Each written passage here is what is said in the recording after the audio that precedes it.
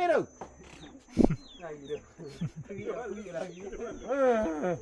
Oh ni jadi porong hia lah pula. Oh porong hia dah ni. Kemet porong hia apa? Nama comel ke abang raja ni engkau Amiruddin. Kau orang kaya awak lolok sesok tahu ni. Si Nyama ni. Oh. Kuari harta. Ikan.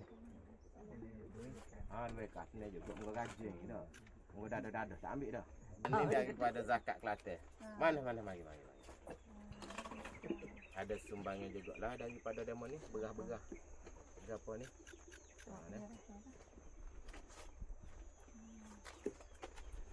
Mereka hidup ramai dulu lah, Be. Mega, mari sini letak. Basic. tak ada jumpa ni pertama kali. Mari Mega. Ambil duduk ni.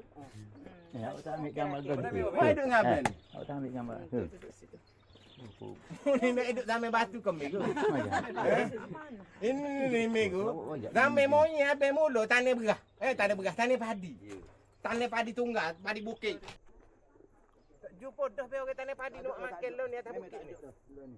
Tak jumpa ni. Tak jumpa dah. Suasana ni Sabah ada. Kalimantan ada. Kalau di Kelantan ni tak ada dah ni orang tanah padi untuk makan ni dengan seluar ni atas bukit. Ni panggil tadi bukit. Padi monyet kita mula ni. Ni tahun 2020 ni tu bukan tahun 1950. Mu ni kelas tu orang lidah minggu. Oh lah, mayah-mayah pok ni pun aku rasa lebah mu belaka ni. Ha. Balasoh gi pok ni. Yo lo dok gi sejik 5 kali sehari. Yang siap dah nak generator. Nak. Ayah nak lah lalu. Boleh guna macam-macam. Nak generator ke? Pakai minyak. Kau nak buah ekong kau. Mandi ke mana mandi? Ah.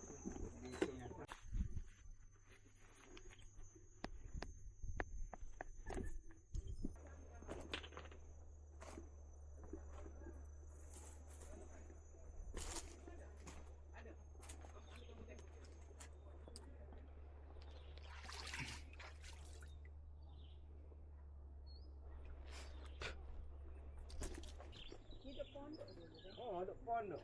Tok wali ni. Oh, Sesuai dek gini ya. tu kata kelas Tok wali. Oh, pas beres kita ni. Banyak urusan lagi. Jom.